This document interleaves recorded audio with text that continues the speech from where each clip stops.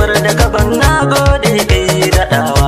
Alfarman shugabana mai sheto ran tsaiwa, su habbai alaye zan saban mantawa. Su ne suka taya annabi yaƙi shugaban kowa zan waƙe hajiya Fatima washa mai girma.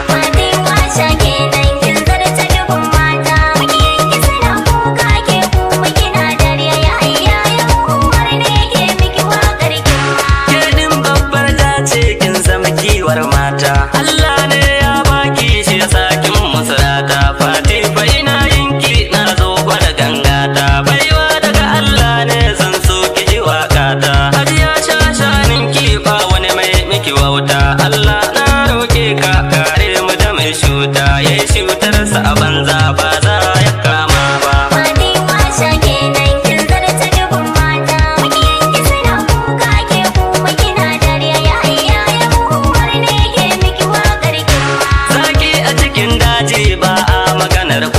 Tafiyar ki bai nisa kin bar su cikin kura. Mota sai ta baci yake kaiwa mai jara. Hasken ta baya haska to kun ji kalar madara. Duk wani yau mai kinki zan sa shi cikin shara. Allah dai ya baki ba wani mai kwacewa.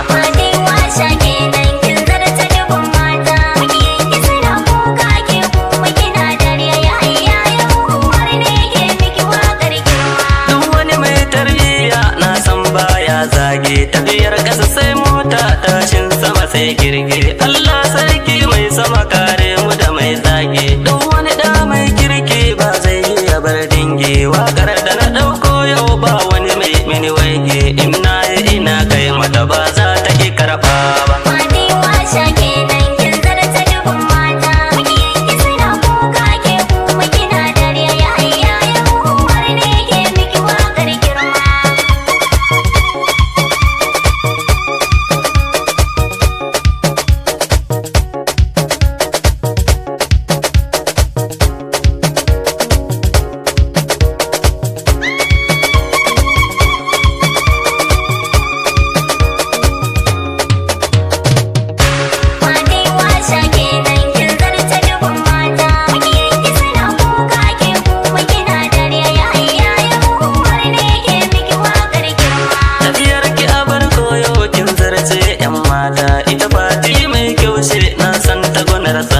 In ta shiga taro sai dai a dinga kallanta. Ita din kyakkyawa ce ku kaganta cikin mota. Ba a mata tsawa to dai ka je mai kinta. Yahaya ne mai waka na zo in miki nema.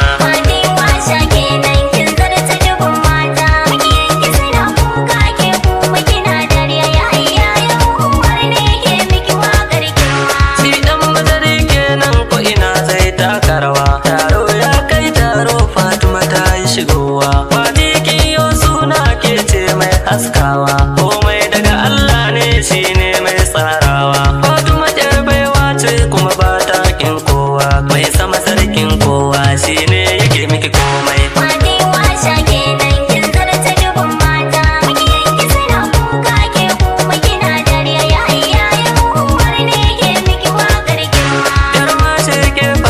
Ba a san ki da tsoro ba, da mana in ya sauka ba za na ki shuka ba. In kuma gefe Fati kin bar su suna gaba. Aikin gama ya kare yaro bai saba ba. Shigar ki shigar girma a kira ki da yar baba. Mai din fa ina yin ki zan so ki ji sakona.